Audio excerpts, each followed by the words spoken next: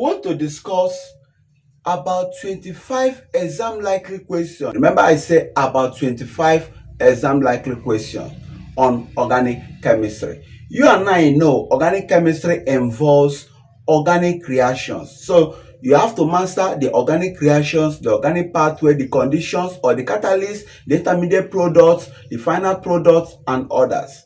Okay? And so if this is your first time of coming across my video, please feel free to click the plus sign that is follow us on this account.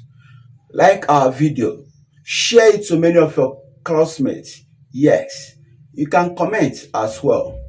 Yes, this video will take care of about 25 questions. So when we solve the first one, we'll solve the next one, we'll solve the next one. As you get to our YouTube channel, also click subscribe, like the video, share to your friends, comment.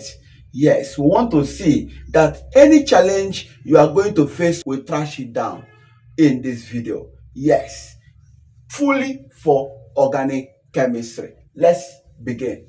Question number 1. Which of the following will easily and readily be dehydrated in the presence of H2SO4 to give an alkene? When it comes to a question, any question, let's say now I just made this question on my screen during my exam.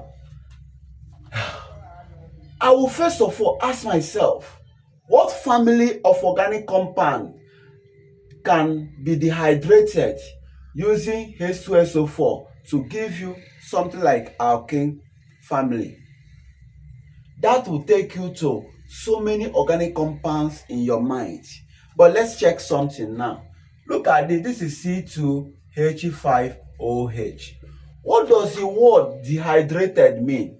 Dehydrated simply means removal of what? Water molecule. Like I want to remove water molecule.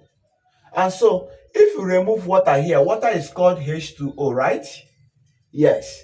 And so what you need to do here is OH is out already. Remove one hydrogen, you have 4 what? Hydrogen, remaining 2. So if you remove one hydrogen to meet this OH, you have water. That is, water has been removed. That means alkanol is a family of organic compound that can be dehydrated in the presence of this to give you an alkene. But the question is, which of the following will easily and readily be dehydrated? That is another challenge. It is important for you to note that we have different classes of what? Alkanol. The first, the primary, the secondary, and the tertiary. We used to represent them as this is tertiary, and this is primary, and this is what? This is tertiary, and this is secondary, and this is primary. Now, this way I just represent them is the order at which they are what? Easily or readily what? Dehydrated. That tells you that tertiary alkanol are easily dehydrated, followed by secondary alkanol, and followed by what? Primary alkanol. Please understand this concept very well. That means when you have a tertiary alkanol, instead of you using conc H2SO4 and at a high temperature, you don't do that. You use dilute H2SO4 and what? Temperature below 100 degrees Celsius. Then it's easily dehydrated to what? Alkene. Yes, very important. But question is, how do you know that something is primary, something is secondary, and something is tertiary? This video, I'm just teaching it as if I want to make some assumption that we don't know anything at all. We just enter SS1. And so we want to explain what do we mean by primary alkanol when you hear primary, secondary, and tertiary alkanol. Remember I said the full link of this video will be on my comment box. Click on the comment box, see the link, go to YouTube, enjoy the whole videos. Watch, click subscribe, share to your friends. Let me show you what we mean by primary alkanol. When you want to talk about primary alkanol, ask yourself the carbon bearing the OH. The carbon bearing the OH. How many free replaceable hydrogen atom does it have? It must have two free replaceable hydrogen atom before you can say it is a what? Primary what? Alkanol. Where this R can be methyl, ethyl, or whatever. So if I write something like this, it means methyl. That's about this R. Are you getting what we are saying? And so this is like saying C2H5OH, which you call ethanol. So that means ethanol is a primary alkanol. Please have it in your mind that check the carbon bearing the OH. How many free replaceable hydrogen atom does it have? If we say 2, that means it is a primary alkanol. But if you say it has only 1, that means it's a secondary alkanol. And if you say it does not have free replaceable hydrogen atom, that means it is a tertiary alkanol. What do we mean? Let's see again. CH3, C, here is OH. Let's say here is C2H5 and here is H. It is having only one free replaceable hydrogen atom. So we'll call it a secondary alkanol. We'll call this a primary alkanol. Then what do we mean by tertiary alkanol? It means that this free replaceable hydrogen atom will clear, will vanish. And when it vanish, it will be replaced with what? Any what? Compound, maybe let's say CH3, or is replaced with maybe C2H5, C3H5. Any alkyl group can be here. Halogen can be here. Halogen can be in any of these positions. Halogen, alkyl group, they can be located here. That means we are not going to be seeing free replaceable hydrogen atom. It is with respect to free replaceable hydrogen atom, how many of it that will determine if it is primary or if it is tertiary or if it is secondary. When it is 2, primary. When it is only 1, secondary. When it does not have free replaceable hydrogen atom, tertiary. One jump here, they ask, why is tertiary alkanol easily dehydrated to alkane? They give you option. The answer is, it is because it does not have free replaceable hydrogen atom. If you understand the concept of this primary, secondary, and tertiary, you will be able to navigate a lot of questions on that. Now, we said for tertiary alkanol, this is a tertiary now because we have replaced the hydrogen to what? CH3. So this is tertiary, okay?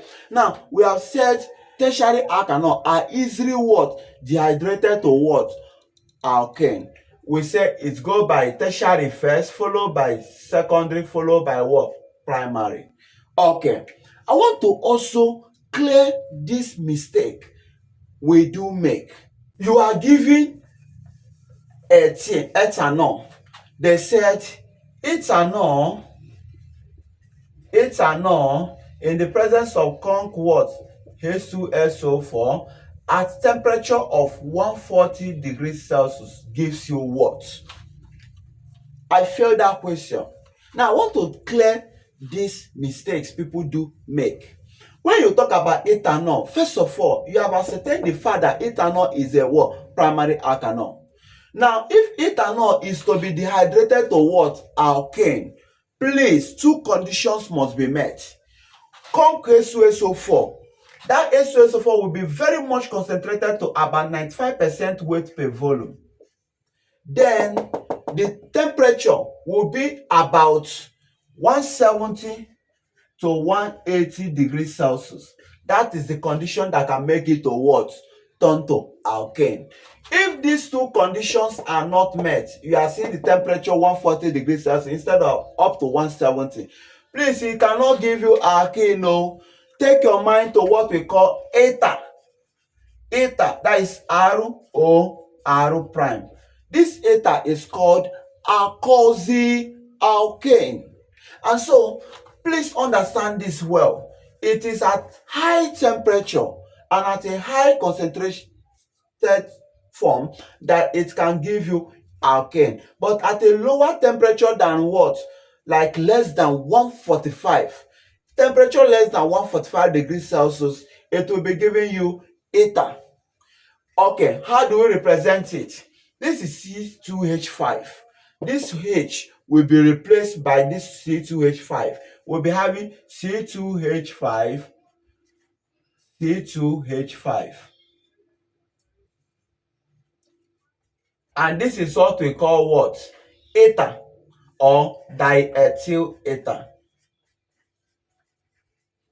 That means C2H5OH, that ethanol, in presence of conc H2SO4 or conc sulfuric acid at temperature of about 140 degrees Celsius gives you diethyl ether or just ether. It doesn't give you ethane. It is only when the temperature is very high to about 170 to 180 degrees Celsius that it can give you what? Alkene.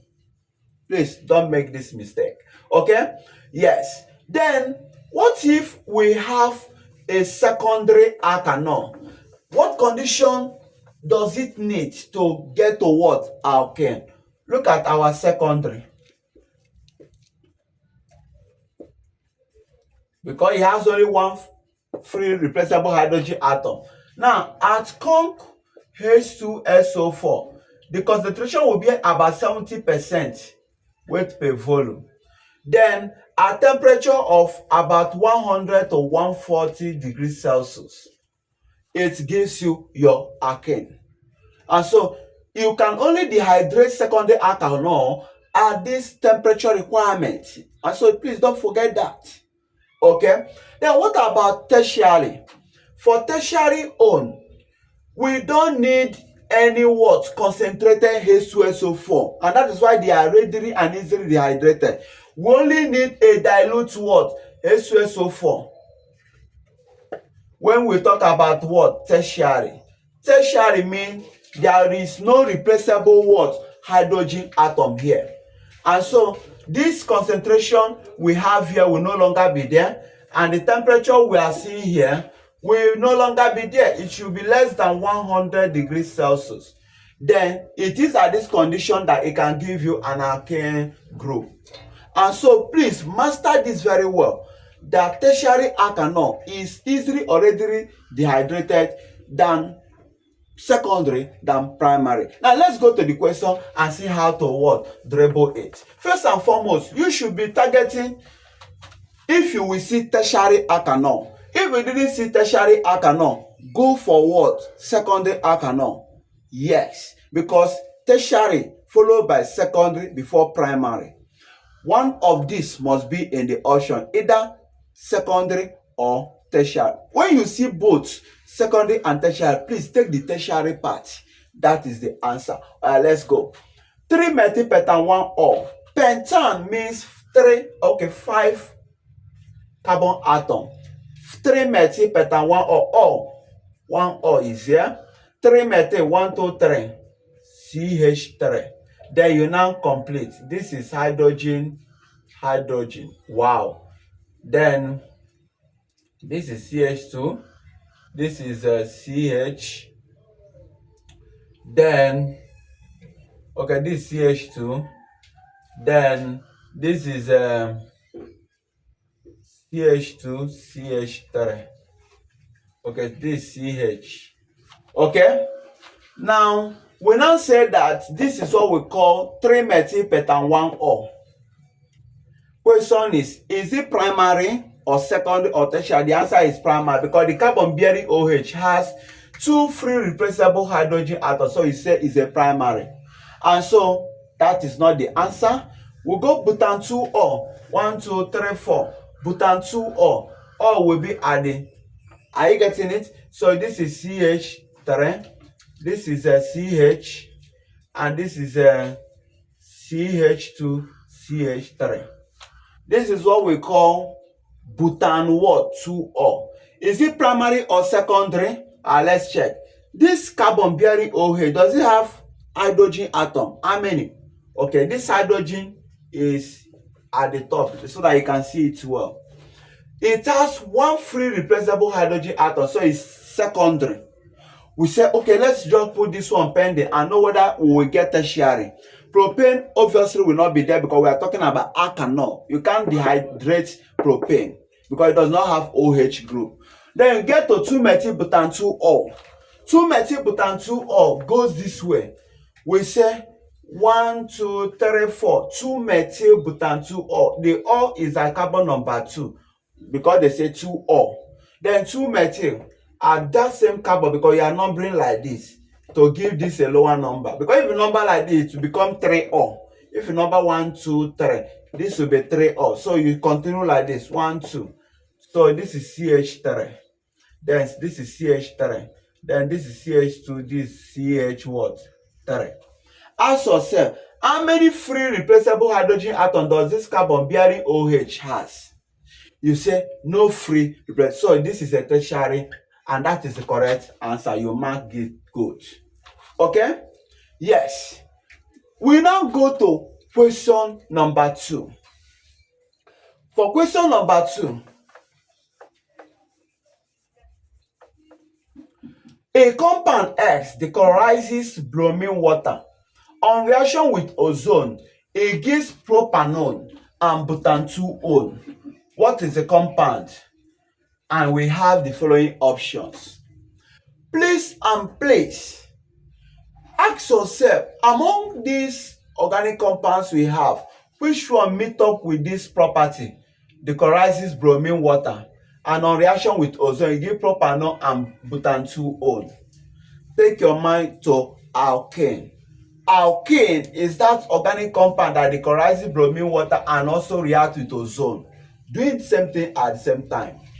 Yes, it has the capacity of decolorizing this and also have the capacity of what?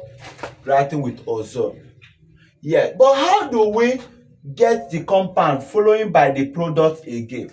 Now look at the product, propanone. Propanone, watch it, propanone.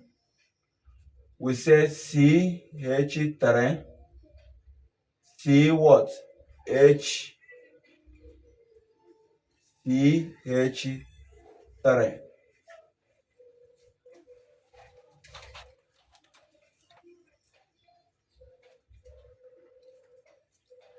This is 1, 2, 3.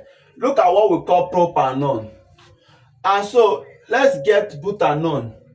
1, 2, 3, 4. And this goes like this. This goes like this.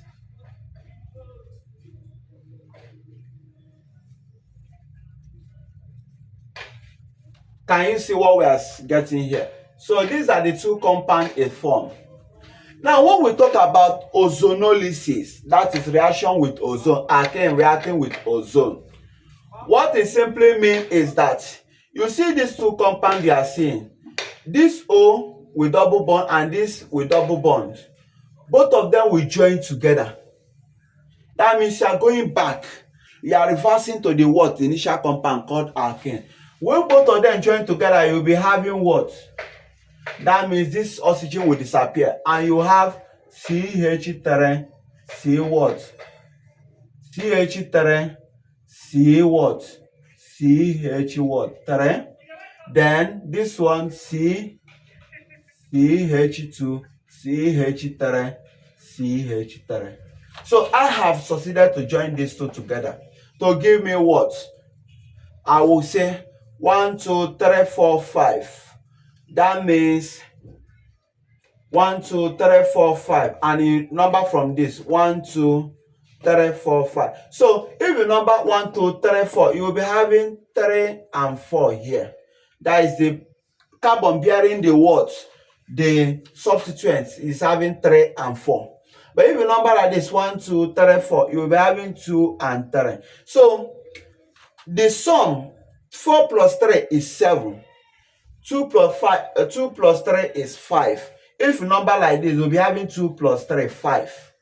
And if you number like this, we'll be having what? 3 plus 4, 7. That means we go for the one with lower sum. That is 2 plus 3.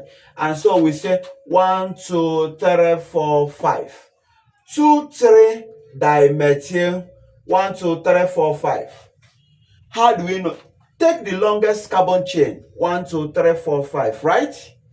Then check whether you will number it like this or like this, whether it's through this direction or through this direction. This direction will give you 4 plus 3 for this substituent, giving you 7.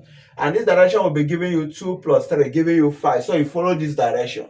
So you have the longest is 5, that is pent. 2, 3 dimethyl, pent, 1, 2. pent 1 2, like pent 1, this double bond is falling at what? The second carbon. Pent 1 2, so 2 3 dimethyl pent 2N. This is the answer. 2 3 dimethyl pent 2N. So this is the structure of that what? Compound. We'll go to question number 3. Gives us benzene reacting with Cl2 in presence of UV to give you Y. They say what is Y. Now you need to understand the reactions benzenes undergo. Yes. When you have this Cl2 and UV light is not there, or catalyst is not there, no catalyst is put there, I will still tell you the one of catalyst. That so in this case it is the UV light that is catalyzing the reaction. Are you get what we are saying? So this Cl2 in presence of UV light will be giving you what we call hexachlorocyclohexane. It's drawn this way. Like we have, let's sketch it well.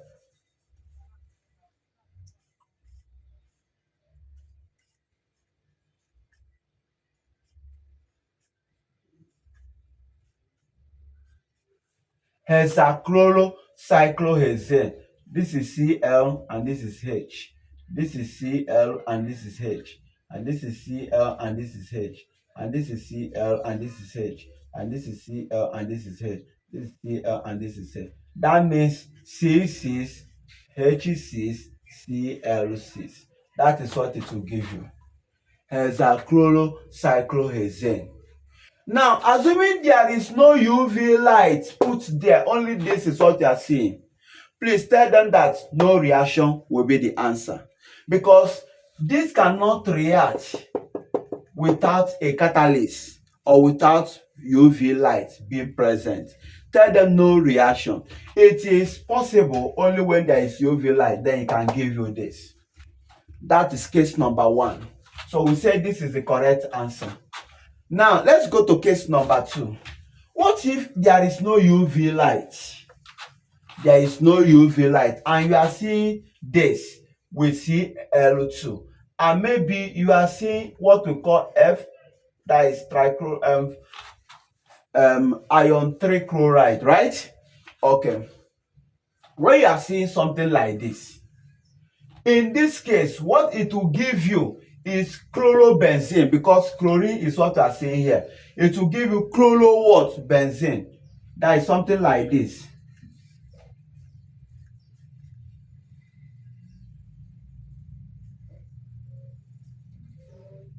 Chlorobenzene plus HCl. That is what it will give you.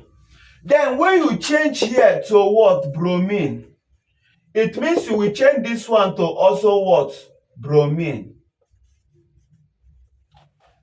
In that case, it will be giving you what? Bromobenzene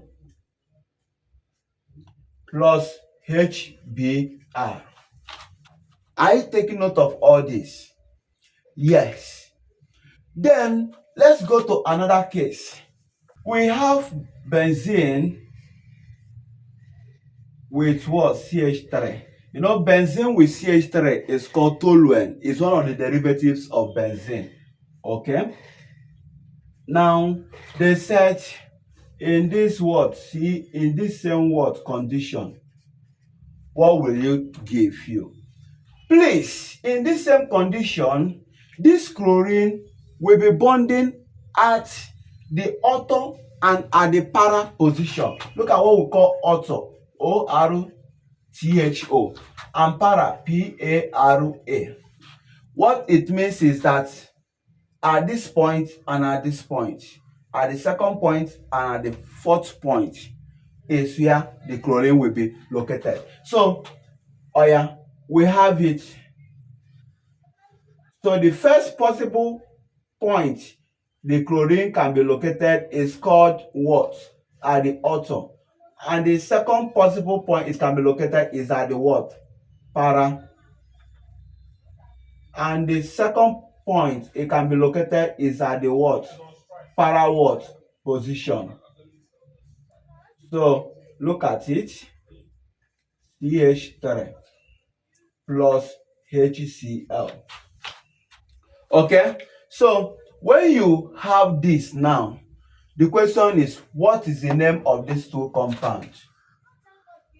So this first compound, we are taking this to be the what? The parent carbon. Are you getting it? And so Cl will now be the what? The substituent or the branch. So we now say one, we start numbering to give this chlorine a lower number. 1, 2, 3, 4, 5, 6. So we will say that the name of this first one is what? 1 chloro, 2 methyl benzene. 1 chloro, 2 methyl what? Benzene. That is about the first one. Then for the second one, we will say, okay, 1, 2, 3, 4. Because we are giving the branch a lower number, we are taking CH3 with the benzene as a what? Parent compound. So for this one, we will say that the name will be what? This one is 1 chloro, 4 methyl benzene. So this one is 1 chloro, 4 methyl benzene, so to speak. Okay, that means when you see these cases, be able to know what are the possible compound it will give to you. Now I want to look into another one. What if here is replaced with bromine? If here is replaced with bromine and this condition is still there, you follow the same sequence. The chlorine will be bonded at the ortho part, that is second, and at the fourth part. So we will be saying that here is Br and here is what? Br. Yes. That means we will no longer have this name assigned to it. Everything has changed. Then the question is, what is the name of this compound? What is the name of this compound? Please, I want you to tell me the name of this compound on the comment box. What do we call this? What do we call this? I want someone who can label or give us the IUPAC name, the correct name, so to speak. Give me the name of this compound. Give me the name of this compound. Give me the name of this compound. Yes. Use the comment box. See you in the comment box. To solve question number 4, this is methyl attached to what? Benzene ring. Okay. Now, we have the catalyst Br2, that bromine gas, in UV, that is in presence of light, as in UV.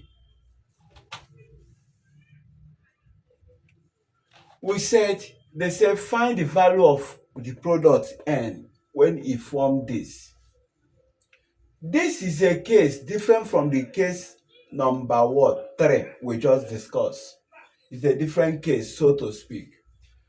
For this one now, you will say that this bromine will be attached to this what? Substituent. I mean this methyl atom attached to this benzene. When this bromine attach here, one hydrogen will leave here and merge with the other bromine we have here to give you HBr. That means toluene in presence of bromine and UV light, energy from UV light, energy from the sun, it will give you what? This to be the answer. But we said in question 3, assuming here is Br2 and you are seeing Br2 FeBr3. In that case, it is a different case. What will happen here is that because of this catalyst we are seeing here now, you now see that the bromine will now be attached at the ortho and at the para what position. Either the bromine is attached at the ortho position or is attached at the para what position. But when we have this to be UV, please, the implication is that bromine will go here and attach with this. Attaching it will give you like this. But if this will be Cl2 dichlorine gas, the same thing under UV, and you are seeing toluene here, not no longer benzene, just toluene. Toluene means benzene with what? CH3. The implication is that assuming we have this, let me write it, Cl2, and we are having UV as a catalyst for this question. This chlorine, we have two chlorine gas here, two chlorine atom here. One chlorine will go and attach with this. So you'll be having CH2B and CH2Cl. Then the other chlorine will attach with that hydrogen that leave to what? Form HCl. Please note that. Remember we say organic chemistry involves organic reaction, organic pathway. So you need to be careful while answering. Check the condition, check the catalyst. Okay, if I check this catalyst, is it different from the catalyst I know? The product is trying to, the reactant is trying to react with, is it the same with the one I know, or is there a change? Will the answer differ or will the answer remain the same? That is about IQ questions. We go to question number what? 5. They said ozonolysis of 2-methylbutane 1,3-diene yields the following except, and we have this, where AOTA means all of the above. Yes, when you are seeing this type of question, ozonolysis is an important aspect of what? Alkene. Reactions alkane can undergo.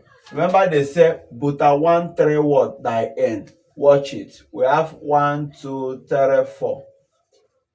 That is buta. Then 1,3-diene.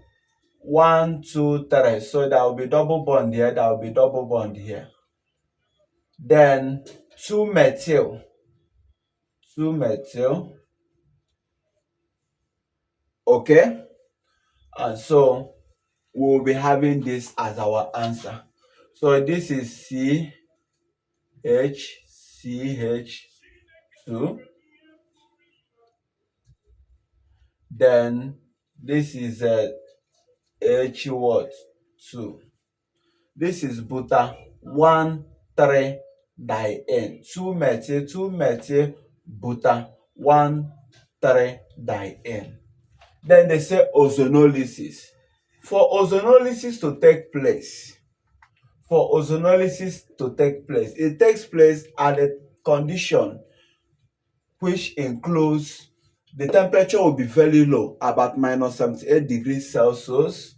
Methanol can be there for this to what? Ozonolysis to take place. And also zinc dust can also be there. Zinc dust or even dimethyl sulfide can also be there to make sure it gives you your outcome well. So the question is just ozonolysis of this. We want to see which of this it can give and which it cannot give. Okay, to get the outcome of that ozonolysis, watch what I will do now. Once you see ozonolysis, it means tri-oxygen atom, not di-oxygen atom. It's tri. It means that come here, divide this bond. Come here, divide this bond. You are done. Watch what I will do now. H2C. As I divide this bond, it will be into 2. Watch it. The first one is this. I will attach it O. Plus the second, the half of this, I'll attach it O. And you have what? CH3. Then come here. You divide it into 2. You have another what? O. Then this one will now be another what? Plus CH2. So look at CH2. This bond is divided into 2. The double bond is divided into two. You see O here, you give it to this first one, give it to this one also. That is it. You write everything, come here, divide bond into two. This will carry, this will carry. So attach O here, attach O, you are here. This is what we call 2-ozopropanal. This is what we call 2-ozopropanal. Yes, this is what we call 2-ozopropanal. And this is what we call methanal. And this is what we call methanal also. So that means it can form methanal, 2-ozopropanal, and it can also, can it form methanol? No. That means option C, it does not form it. We go to question number 6. How many pi electrons are there in H3 ion? Please, when you see ion, Y-N-E, it means it's coming from alkyne group. It's coming from where? Alkyne group. Now, be able to understand what we mean by sigma bond, pi bond, sigma electron, pi electron. Take for instance, this is H3 ion. H means 6 carbon. 1, 2, 3, 4, 5, 6, right? Then 3 ion. I will count 1, 2, 3. That means at the carbon number 3, it will have triple bond. Then before you continue. So that is your H3 ion. So you now complete your what? Structures.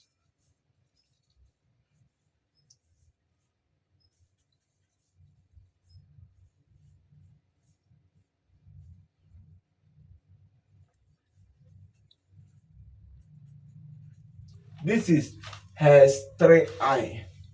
Now, how many pi electrons? First of all, ask yourself, how many pi bond does H3 ion have? How do you locate your pi bond? Go to where you have triple bond. At every triple bond, it will have 2 pi bond and 1 sigma what? 1 sigma bond. At every triple bond, it will have 2 pi bond and 1 sigma bond. Yes. Now, when you know how many sigma bond, when you know how many pi bond it has, the number of pi bond times 2 will give you pi electron. How many pi bond does it have? 2 times 2, that is 4 pi electron. That means one single bond gives you 2 pi. One single pi bond gives you what? 2 pi electron. So 2 pi bond will be giving you 4 pi electron. And so we say this is the answer. Yes. So please take note of this. If we have double bond, it will have only 1 pi bond here. Yes, it will have only 1 pi bond here. The other one will be sigma bond. The other one will be pi bond. And so in this case, pi bond, that 1 pi bond will be giving you what? 2 pi electron. Please don't make that mistake. Okay? Okay.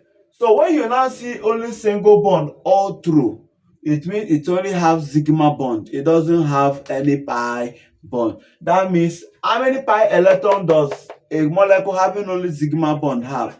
0 pi electron, because the number of pi bond is 0, and so the number of pi electron will also be 0. So don't make that mistake. But do you know that they can ask you how many sigma bonds do we have here? How many sigma bonds do we have here? Now, in that case, since they didn't specify whether it's carbon-carbon sigma bond or carbon-hydrogen sigma bond, please be careful. Okay, how many sigma bonds?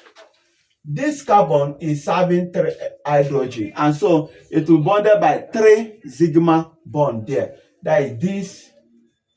Are you getting it? Then this, then, then, okay. At this point, At this point, it has one sigma bond. It has one sigma bond with 2 pi. So you are concerning about what? Sigma bond. The implication is that let's count sigma bond we are seeing. 1 bonded to this hydrogen, 2 bonded to this hydrogen, 3, 4, 5, 6, 7, 8, 9, 10, 11, 12, 13, 14, 15. 15 sigma bonds. That means you have counted the one of carbon hydrogen, the one of carbon hydrogen, and the one of carbon carbon. You counted all of them. Let's count again. Hydrogen 1, 2, 3, 4, 5, 6, 7, 8, 9, 10, 11, 12, 13, 14, 15 sigma bond. But if they specify how many carbon carbon sigma bond does this have? Carbon carbon sigma bond. Carbon carbon means 1, 2, 3, 4, 5. It has 5 carbon carbon sigma bonds. Then how many carbon hydrogen sigma bond does it have? Carbon hydrogen 1, 2, 3, 4, 5, 6, 7, 8, 9, 10. 10 carbon hydrogen sigma bond. Please don't make that mistake. Remember we said if you understand the concept of organic reaction, organic chemistry, organic pathways, you will not find this aspect of chemistry difficult. Remember, chemistry is inorganic and organic part. You will not find the organic part difficult. Let's go to the next question.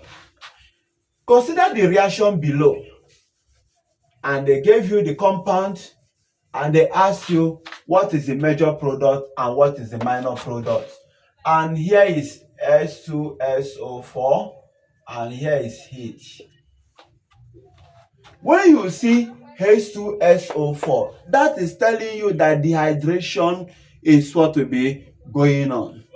This is alkanol. If it is dehydrated, it will be giving you what? Alkene group. Okay, let's check whether it is primary or secondary or tertiary. I would have loved the audience to do it, but let's do it together. Now we have CH3, CH2, CH. Now because you see brackets here, it means that this will be a substituent at that carbon, CH3. This bracket tells you that it will be a substituent at this what? Carbon beside it, or carbon before it. Then this one will also be at this carbon. Okay, CH. Let's put it up so that I will not make mistake. Then CH what? 3. Then you ask yourself, this carbon bearing this OH, does it have free replaceable hydrogen atom? You make it to be clear. You make this H you are seeing here to be clear. It will be here. So does it, this carbon bearing this OH, does it have free replaceable hydrogen atom attached to it? The answer is yes. Yes. And how many are there? One free replaceable hydrogen atom. And so we say it is a secondary alkanol. As it is a secondary alkanol, if you want to what? Dehydrate it with this what? This H2SO4 and heat. Remember we said concentration of H2SO4 will be about 70% weight per volume. Are you get what we are saying? And the temperature, this heat means that temperature is involved. The temperature is about 100 to what? 140 degrees Celsius. Please take note of all these points.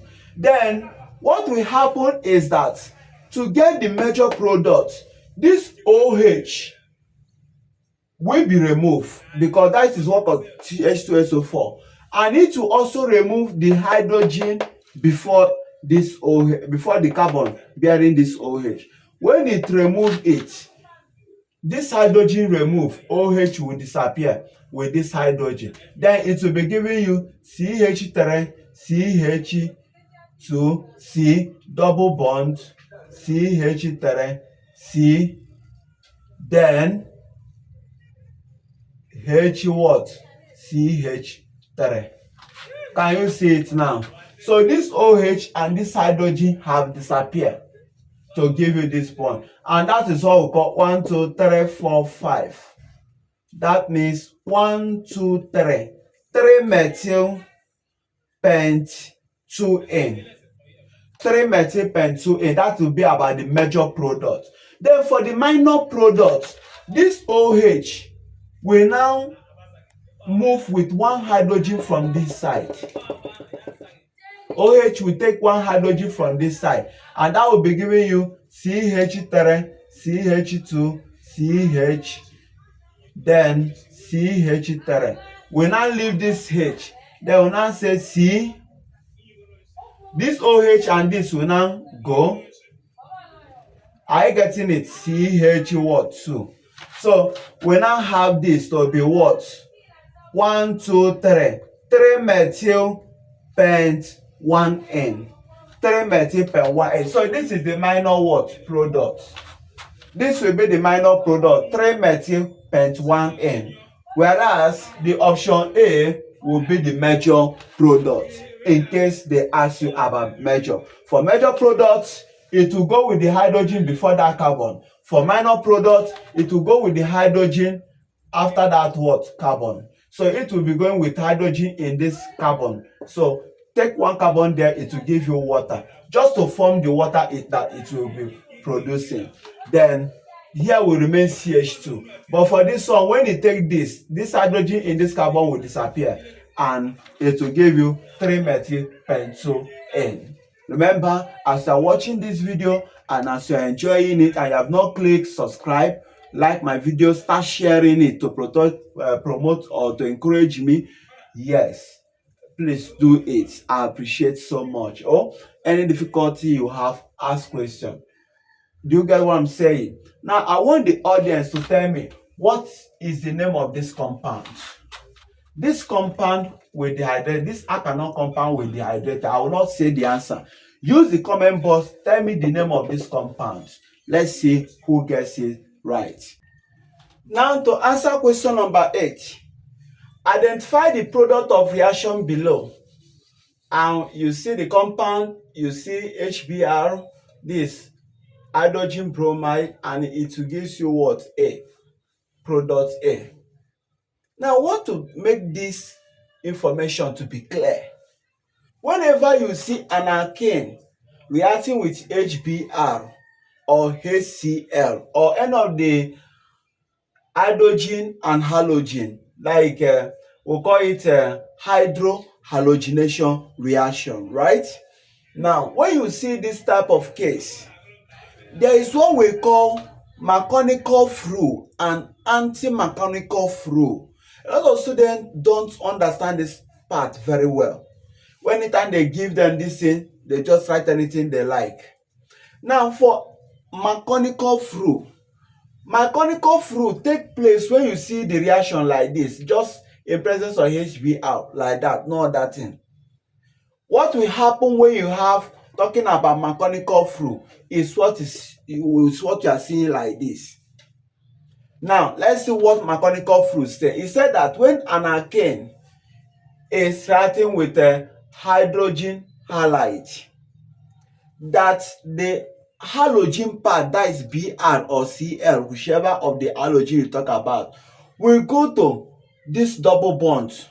When we get to this double bond, you see 2 carbon bearing this double bond or carrying this double bond. So it will come and break that double bond, then go to the carbon having lower number of hydrogen.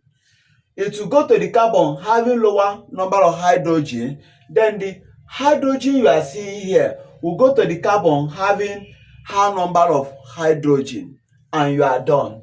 And that is what is exactly going to take place. Br will come here and H will come here, then this double bond will clear. We have it to be RCH2 RCH2 CHBr single bond CH3. So bromine have come to this and hydrogen have come to this.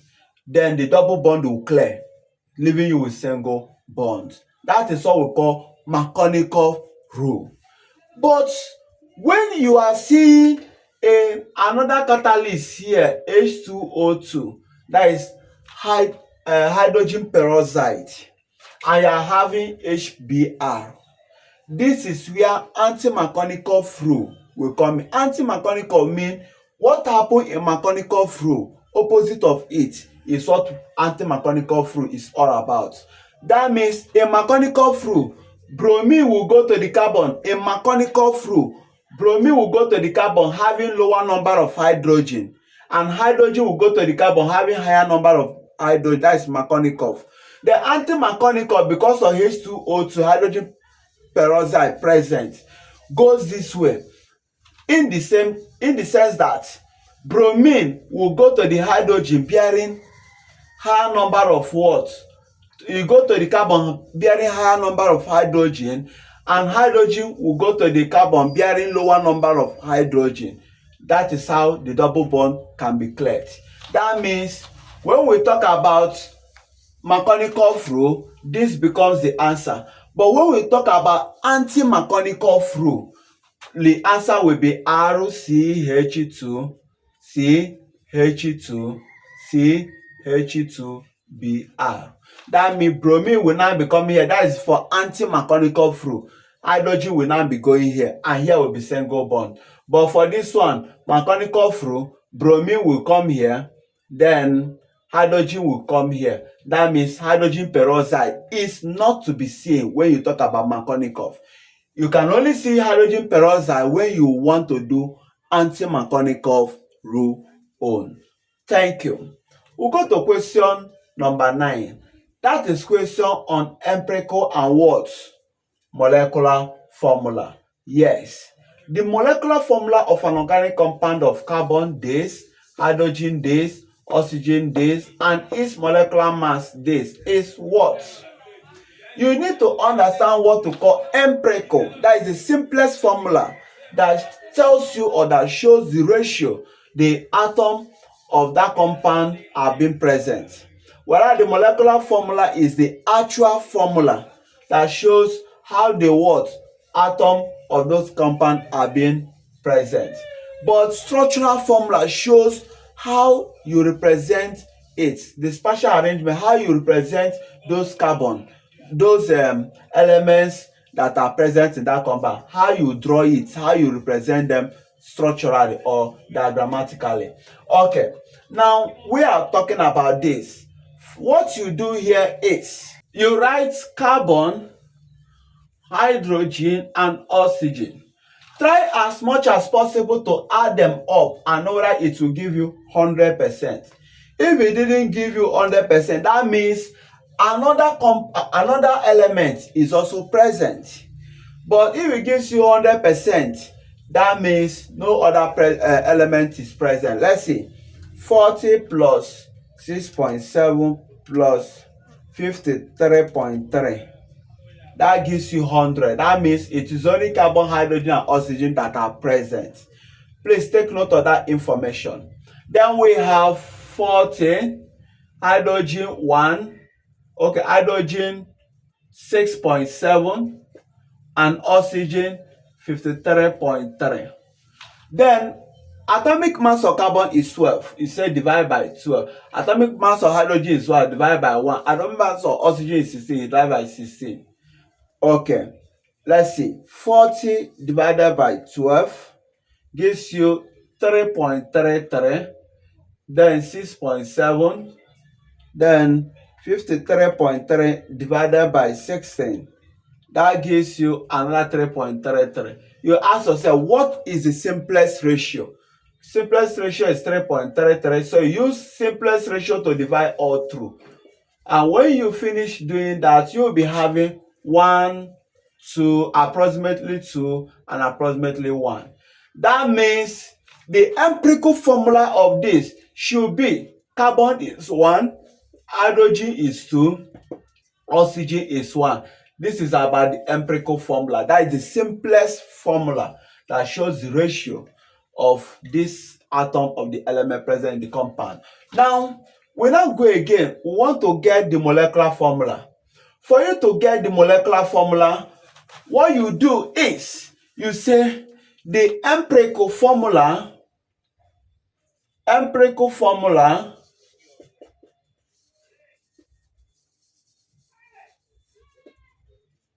So base what? N will be equals to molecular formula.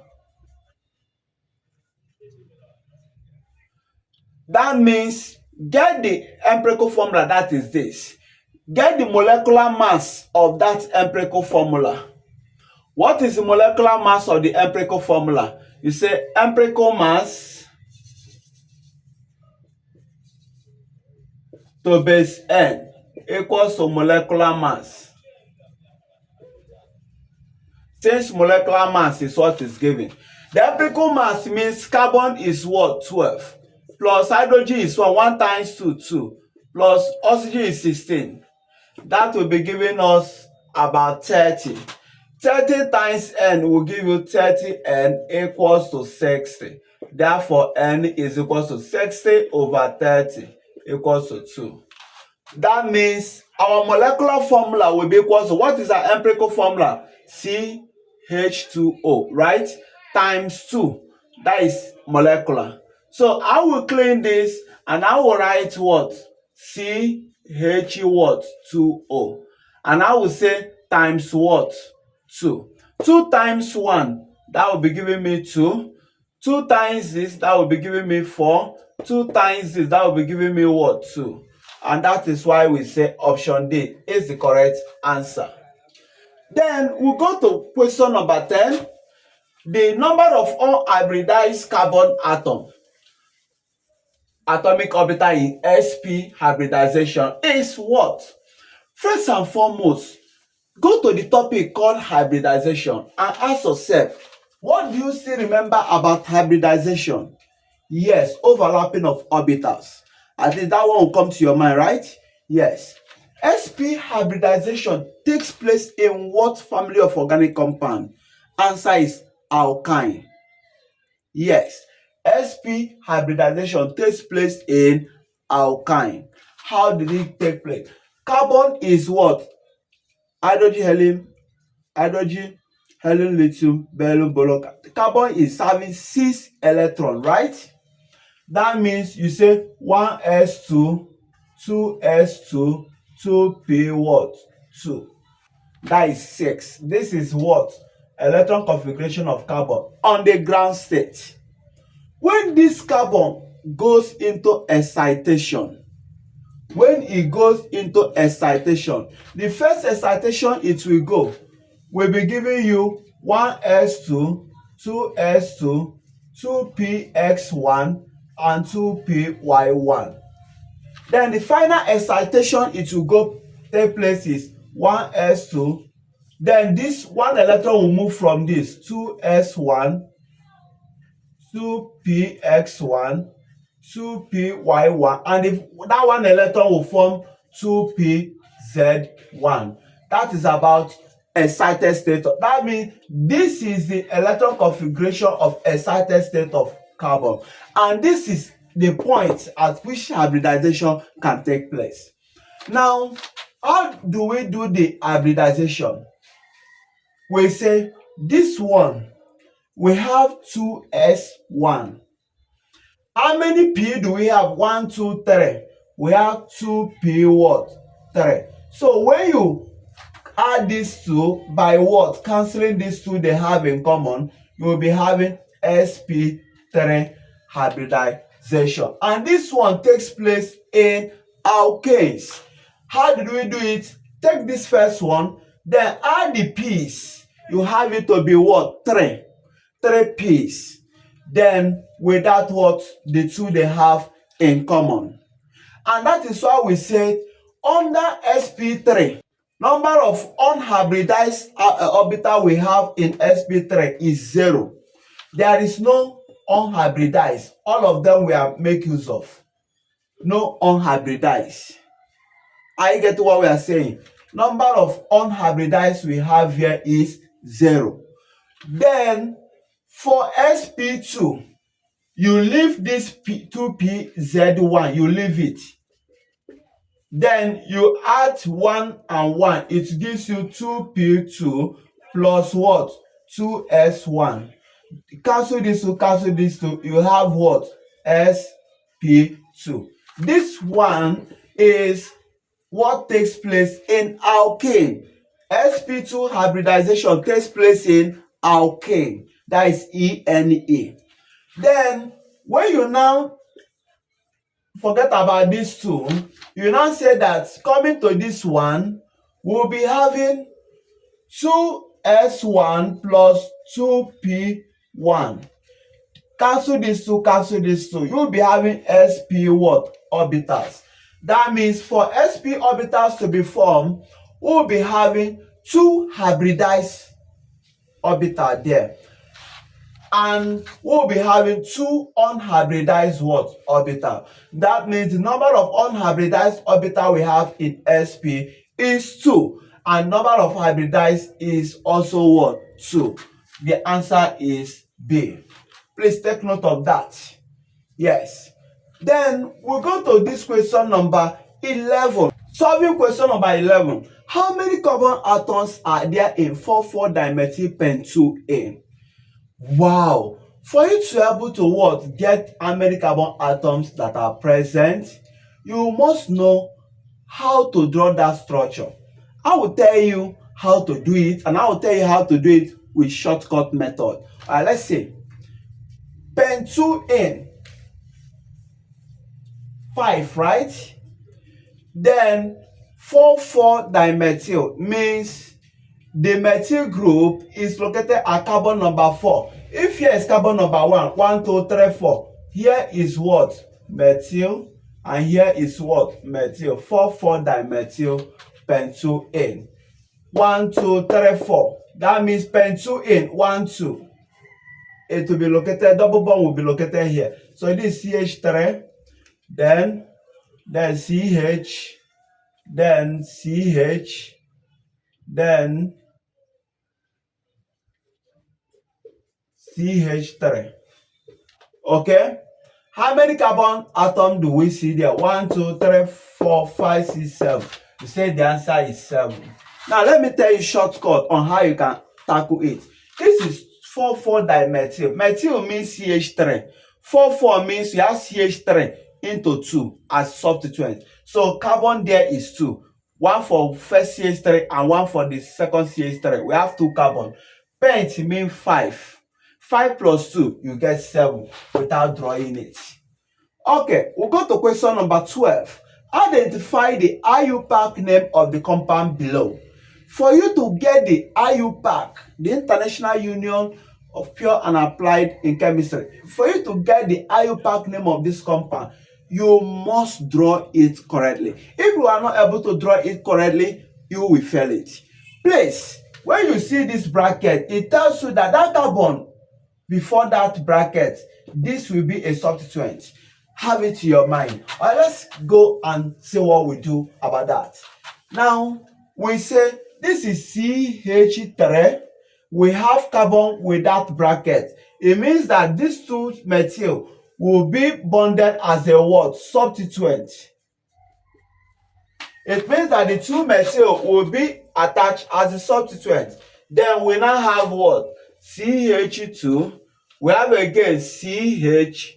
They say CH3 in bracket. It means this will also attach as substituent. Then before we have CH3. Wow. That means we are to name it now. We are to name it so that we know which of them is correct. Okay? How do we name this? First, check out the longest carbon chain. 1, 2, 3, 4, 5. 1, 2, 3. 1, 2, 3. 1, 2, 3, 4, 5. Wow, the longest carbon chain is 5. 1, 2, 3, 4, 5 is 5. All of them are 5. So because all of them are 5, I will just take any of the 5. Let me take the straight chain so that I will not make mistake. Now, going by 1, 2, 3, 4, 5. That means I will give this 2. 1, 2, 3, 4. And I will give this carbon 4. 1, 2, 3, 4. That means 2, 2. 2, 2, 4. That is what I will get. Then if I start here to name it to that side, 1, 2, I will be having the first 2. Okay. 1, 2, right? 3, 4. And I will have 4, 4. for these two that are substituents. I will ask, some of this it will give me 8, some of this will give me 10. I will follow like this because that will give me a lower what? Sum. Okay? And so watch what will happen now. I will say 2,2-dimethyl, 2,2 what? 2,2-dimethyl, but this one is also methyl, and that will complicate issue. That will be a tautology, so to speak. And so we say 2,2,4 because all of them are methyl. 2,2,4 trimethyl what? Pentane, because 5 carbon atom. 2,2,4 trimethyl pentane. That goes to what? Option number 1. Option number A. So that is how to sort out this question. Let's go to question number 13. If you have any difficulty, feel free to use the comment box, ask your question. Yes, let's go to organic chemistry and see how many things we'll learn. Now, to answer question number 13, the reaction of propane with chlorine in the presence of UV light will produce which of the following monosubstituted products? A. 2-chloropropane and 1-chloropropane. B. 2-chloropropane and propane. C. 2 moles of 2-chloropropane. D. 1-chloropropane and 1,2-dichloropropane. Now, it is important for you to know that when you come to reaction of propane in presence of UV with chlorine in presence of UV light, that means we have in the presence of chlorine and UV light, and we are talking about propane, reaction of propane. So what will happen here is more of substitution reaction in presence of UV. And this substitution reaction that will take place here will occur such that, look at your propane, 1, 2, 3, such that this chlorine will be bonded here at the second carbon. And when it's bonded at the second carbon, it becomes the major monosubstituted product. But if this chlorine is bonded at the first carbon, you have C, that is 3 carbon atom, and is bonded at the first carbon, that will be the what? The minor product of it. And so we say that it is 2,2-chloropropane. 2-chloropropane. Yes, 2-chloropropane. That will be the major product. And 1-chloropropane. That will be the minor product. That is option A. That is under substitution of what? Alkane, so to speak. Substitution reactions of alkane. Okay, we'll go to question number 14. Question number 14. What is the IUPAC name of the compound below? As you are looking at the compound, ask yourself, can I sketch that compound so that it will be easily understandable? How do I sketch it? Watch what I will do now. Remember, I say whenever you see bracket, it means that is a branch or substituent on that carbon before it. And so since we have CH3, it means that we have two alkyl group, that is 2 methyl group at this third carbon. Okay, so what we mean? We say CH3, CH2, C. That is for this C. Now this will come here, CH3 and CH3, because it's 2 molecules of CH3, 2 molecules of methyl. Then you now say C, triple bond, then C, that is for this one, then CH3. So we have shown it now structurally to see how we can name it. Oh yeah, let's go now. If you want to name this, first of all, number this carbon atom, number it so as to get the longest carbon chain. Yes. And as you are numbering it, what is the functional group there? Triple bond. Number it so that this triple bond will have a lower number assigned to it. Oh yeah. 1, 2, 3, 4, 5, 6. Obviously 6. 1, 2, 3, 4, 5. 1, 2, 3, 4, 5. 1, 2, 3, 4.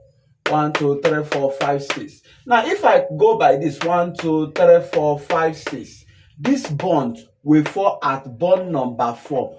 Bond 1, bond 2, bond 3, bond 4. That means I am talking about 4 ion.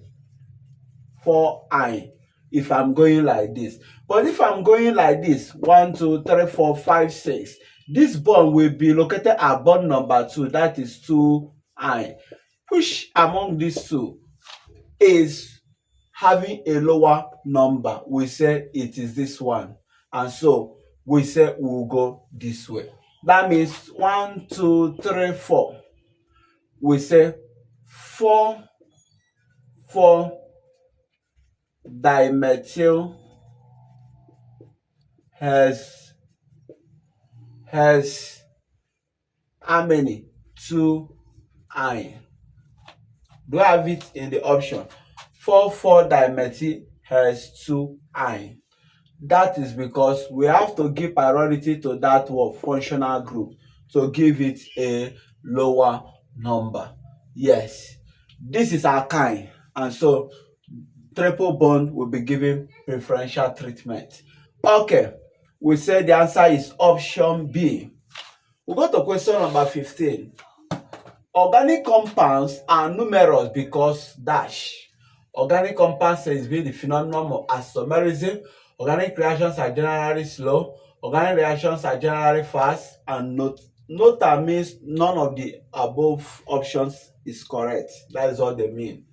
Now, first and foremost, it's possible for the option or for some of the options given to you to all be correct when you talk about organic compound, but question is which of them is correct or most correct with respect to the question asked. Organic compounds are numerous because that takes us to two major principles on what, or two major phenomena on organic chemistry, and that is what? Catenation and isomerism. Catenation, ability of carbon to bond to another carbon to form chains and ring. But isomerism, phenomenon whereby two or more compounds of the same molecular formula have different what? Structural formula. That is about isomerism. And so we said that the principles of isomerism and principles of catenation explains the phenomenon which make organic compound to have numerous compounds. And so organic compound exhibit the phenomenon of isomerism. Yes. And also the one of catenation. Yes. And so we'll go by option A as the correct answer. Now to solve question number 16.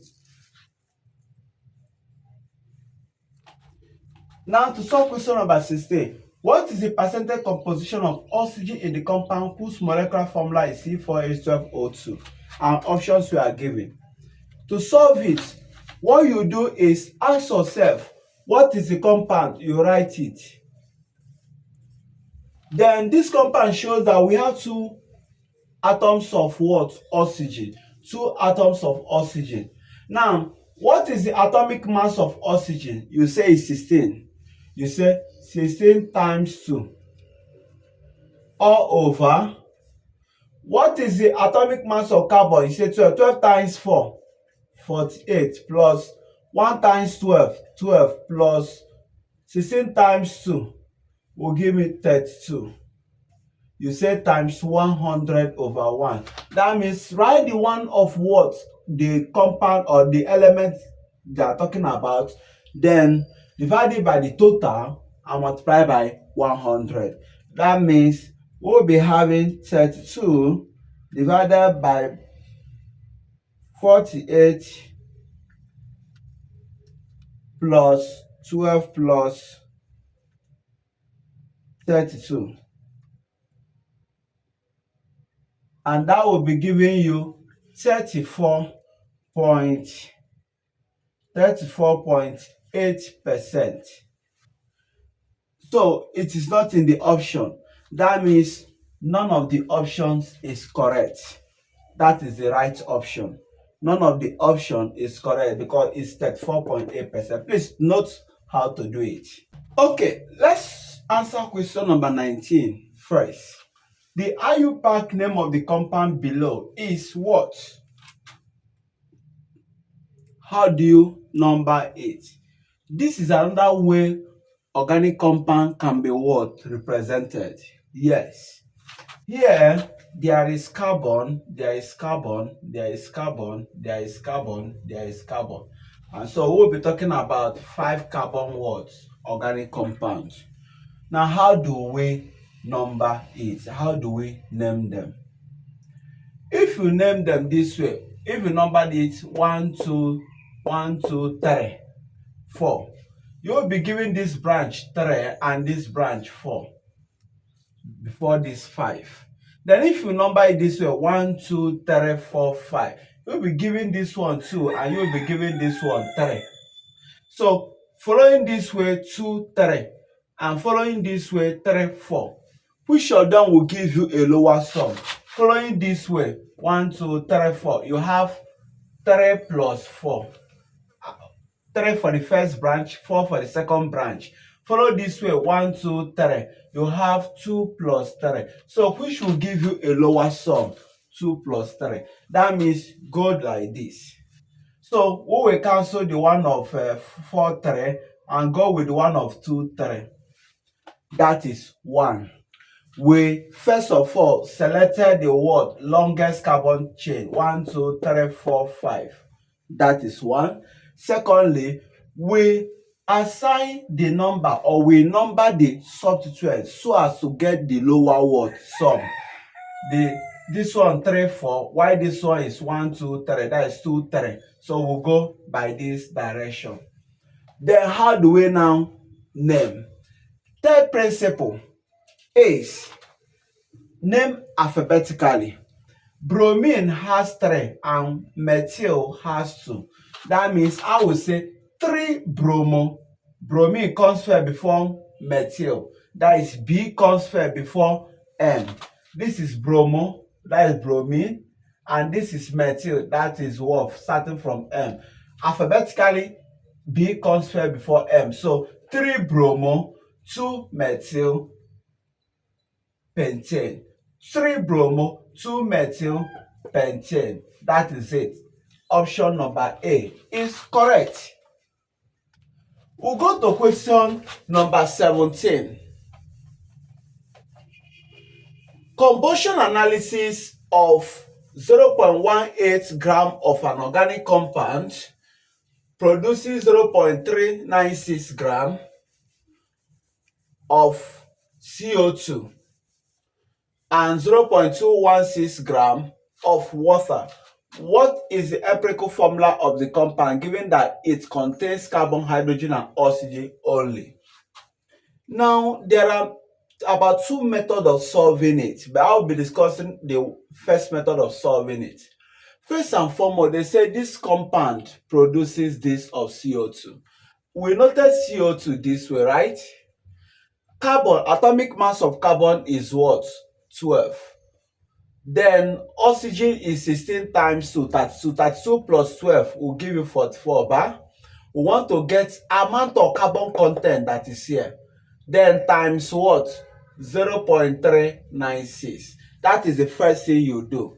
Get the amount of carbon content that is here. When you get it, convert it to mole.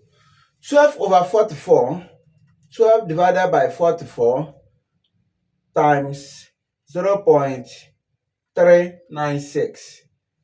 That will be giving you 0.108 in gram. Then you ask yourself, I want to convert this to mole. This carbon, how many mole is it? 12. What is the atomic mass of carbon? Is 12. You know that mass over atomic mass or mass over molar mass give you number of moles.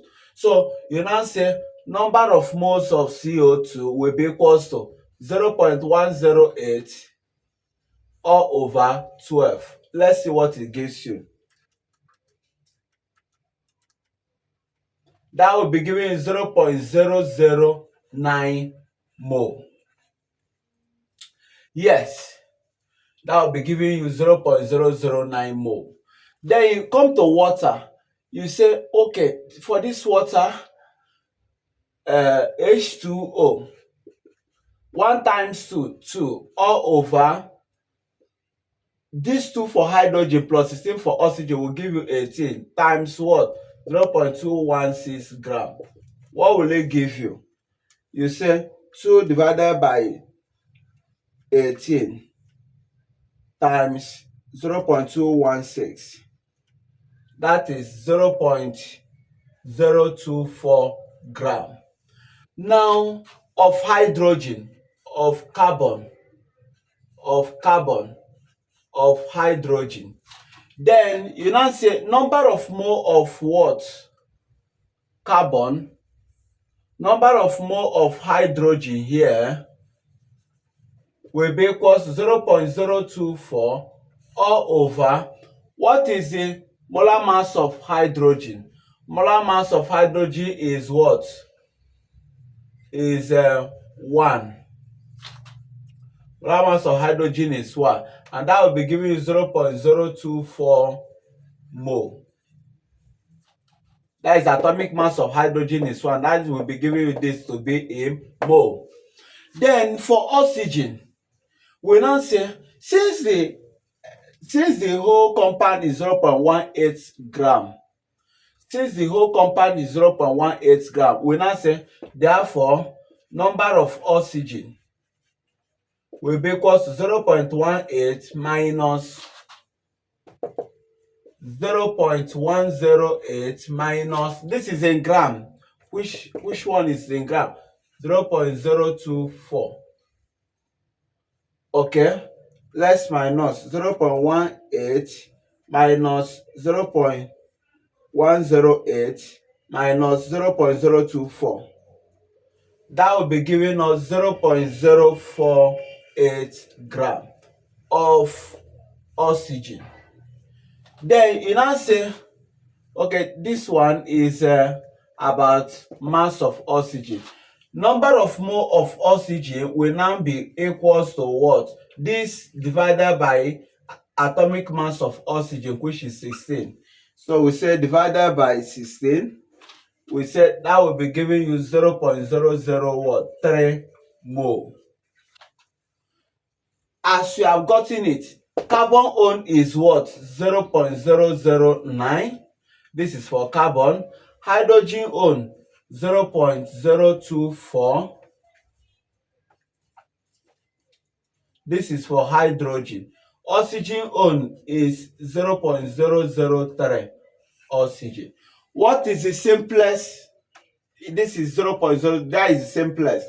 Divide everything by 0.003, 0.003, 0.003. When you divide, this will be giving you 3. You now say this will be giving you 1, and 0.024 divided by 0.003. That will be giving you 12. That will be giving you 12. But 0.024 divided by 0.003. That will be giving you 8, please. So this divide will give you 8, this divide will give you 1. Therefore, it means that carbon is giving you 3, hydrogen is giving you 8, oxygen is giving you 1. And that is option number A is the correct answer. You mark it. Then you go to question number 18. An organic sample of weight 3.684 milligram gave 6.85 milligram of silver chloride on gravimetric analysis. Then the question is, what is the percentage content of chlorine in the sample? Okay, looking at that question, that is say on inorganic chemistry. So the compound itself is 3.684 milligram, and silver chloride is it. That means silver chloride contain, look at silver chloride, it contain chlorine. So what we say is atomic mass of chlorine is 35.5 all over total. That is 35.5 plus 108. That is for the one of silver. Atomic mass of silver is 108. Once we do like that, we'll multiply it by 6.85 milligram of watts of the silver chloride. We'll be able to get amount of chloride in this silver chloride have here. So we will be saying that 5.5 divided by bracket that 5.5 plus 108 times 6.85. That will be giving you 1.69 milligram of what? Chloride ion. Now they say, what is the percentage content of chlorine in the what sample? Since you have gotten the amount of chlorine in that sample, what you now say is percentage of chlorine equal to what is mass of chlorine? 1.69 all over what is the total mass of the sample? 3.684, then times 100 over 1. That is just it. Yes, you now say 1.69 divided by 3.684, 1.69 divided by 3.684 times 100. That will be giving us 45.9%. We don't even have it in the option. That means the option of none of the above is the correct. The answer is 45.9%. Don't just approximate and say 46.01. That 01 makes it different. So we go for nota. Let's go to question number 20. In a thin layer chromatography experiment for a mixture containing two components only, the distances moved by the components A and B are 9 cm and 10 cm respectively. If the distance moved by the solvent front is 14 cm, what is the RF value for component A? This is a bonus question. You first of all, take your mind to what happened in chromatography. We said that the formula for RF, which is called retention factor of any component, is distance moved by the solute of it all over distance moved by the solvent. And distance moved by the solute we talk about is solute A.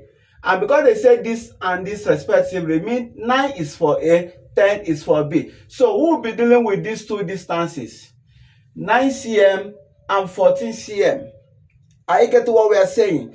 And so RF of that question 20 means distance moved by the solute, which is 9, all over distance moved by the solvent, which is 14. 9 over 14 will be giving you option C. If they say, what is the RF for component B? You say distance moved by solute, which is 10, all over 14. That will give you its own answer. This for component A. Component B will be this over 14. You press it in your calculator and get the answer as well. Are you getting it? RF for component A, RF for component B, in case you are asked about the one of B. That is by the way. Use this table to answer these questions we are seeing on the board. Which of the alcohols is or are primary? First and foremost, be able to draw this structure very well. If you're able to draw this structure very well, you'll be able to know which one is primary and which one is second and which one is tertiary. Now butan 1O, 1, 2, 3, 4. 1O means it has OH as carbon number 1. That means here will be H, here will be H. Butan 1O, this carbon bearing this OH, the carbon bearing this OH, because they say it's butan 1O, it means that the first carbon is bearing OH.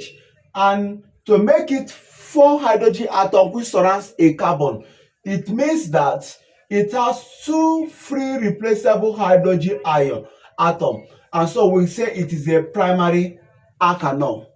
Then butan 2O, we say okay, as carbon number 2 we have our OH. That means here will be our CH3, CH2, CH3, and H will complete it.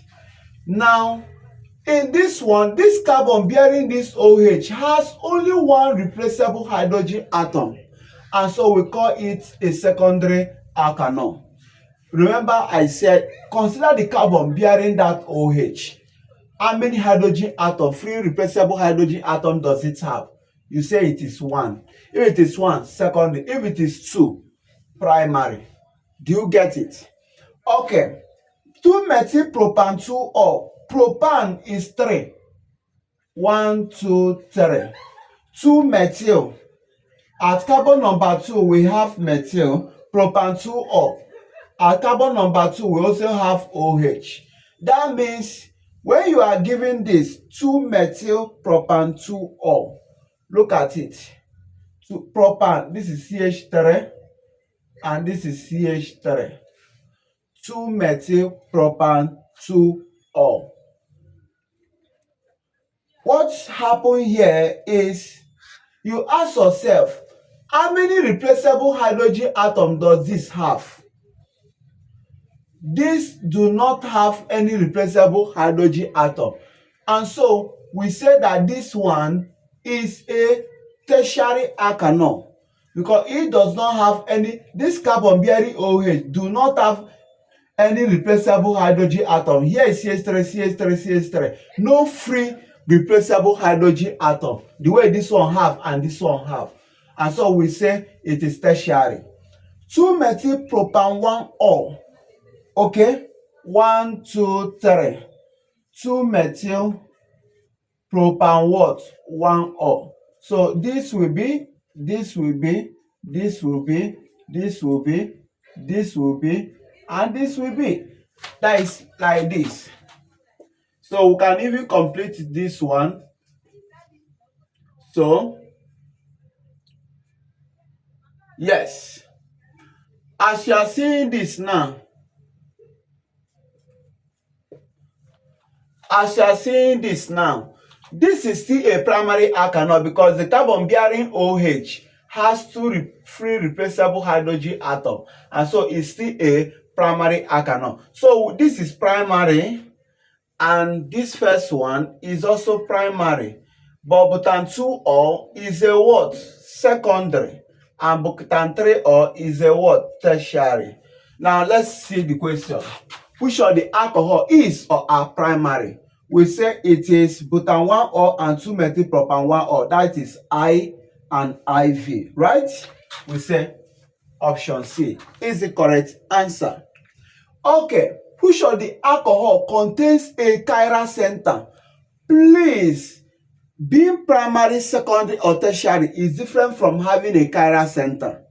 What do we mean by chiral center? It means that if you have a central carbon, that central carbon must have 4 different what? Substituents.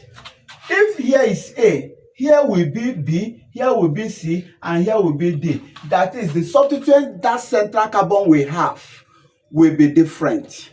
That is when you say that that carbon is a chiral carbon. That is, it has a chiral center. Are you getting what we're saying? And so, which of the alcohol contains a chiral? Let's go through them. Here, look at the carbon bearing this OH. Look at this carbon now. We don't check whether it bears OH or whether it does not bear. Look at this carbon now. What is beside this carbon? This is propyl, and this is hydrogen, this is hydrogen, this is OH. That means these two substituents or these two atoms are the same, and so this carbon will not be called a chiral carbon. Come to this one. This is a carbon, then this is ethyl group, this is methyl group, this is hydrogen atom, and this is OH atom. You can see the four substituents we are seeing surrounding this carbon, they are different, and so we say that this secondary alkanol is the one that have a chiral center, and that is what? II, option C.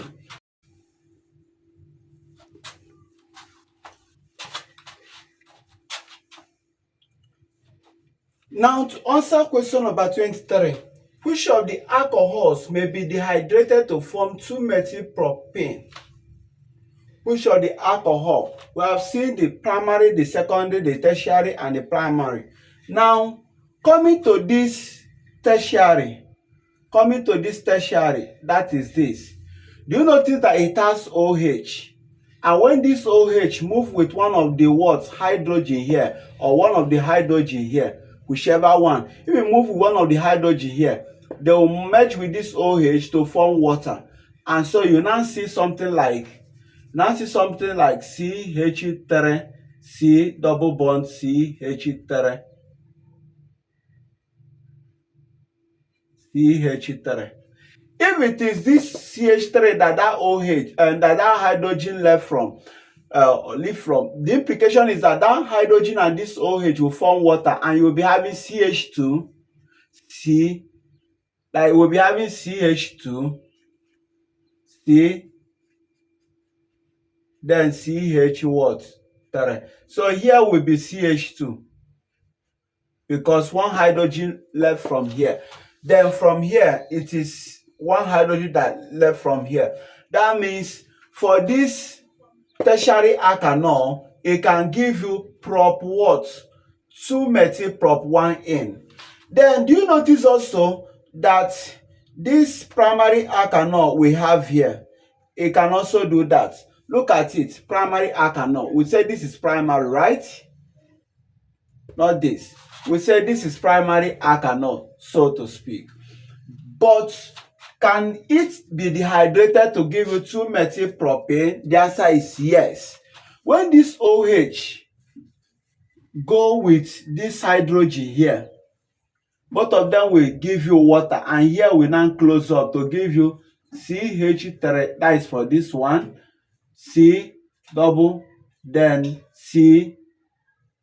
CH2, CH3.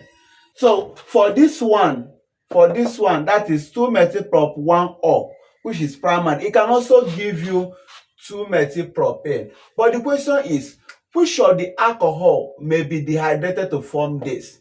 Both III and IV can do that. But if you remember the questions we did, I think question number 1, you will realize that we said tertiary alkanol is readily and easily dehydrated, and that is why it uses dilute H2SO4 and a very low temperature of about less than 100 degrees Celsius, and the dehydration will take place. And so both option C and option V, IV, are correct, but the one that will be most correct is option C. The one that will be most correct will be option C. That option C, that is this, methylpropan-2-ol. That is the one that will be most correct. Why? Because it is a tertiary alkanol. It is a tertiary alkanol, and so it will be easily be dehydrated to form alkene, so to speak. Are you getting it? Not that this butan 1, no, not that this 2-methylpropan-1-ol cannot give you this. It can, but both of them are in the option now. Both of them are in the option. And so because both of them are in the option, the implication is that instead of you to take the one of IV IUPAC, which is primary, which require conc H2SO4 about 95% and very high temperature about 170 to 180 degrees Celsius. Instead of you to go with that one, no, you go with the one on tertiary, which require very low temperature unlike the primary one, and dilute H2SO4 for him to give you 2-methyl propane, and so it is readily and easily dehydrated than secondary and primary. So we say it is 2-methyl propan 2-ol is the best answer. Which of the following alcohol cannot react with ChemNO4? Wow, please note that primary alkanols, oxidation of primary alkanol with ChemNO4, like oxidation of dibutan 1-ol and 2-methyl propan 1-ol, gives you carboxylic acid or alkanoic acid. Then oxidation of secondary alkanol gives you alkanone. It gives you alkanone. It cannot be further oxidized to alkanoic acid. Yes, because it only have one free replaceable hydrogen atom. For primary one, it has two free replaceable hydrogen atoms. So it can oxidize to alkanal, then alkanoic acid because of that two free replaceable hydrogen atom. But the one of what? Second, they have only one free replaceable hydrogen atom, and so it can only be oxidized to alkanone. It can't be oxidized to alkanoic acid. But tertiary alkanol, it does not have any free replaceable hydrogen atom. And so the implication is it cannot react with ChemNO4. ChemNO4 is an oxidizing agent, so it cannot be oxidized by ChemNO4. It remains what it is. Yes. Now, a question I want to ask you is, since we noted that primary alkanols are only alkanols that can oxidize to alkanoic acid or carboxylic acid, tell me, from this alkanol we are seeing here, which of these alkanol are primary? Use the comment box and tell me which of these alkanols are primary. If you have not clicked subscribe or follow us on our channel, please try to do so that you keep updated. We'll update you with a lot of topics that you likely see on your exam. Thanks for watching the video.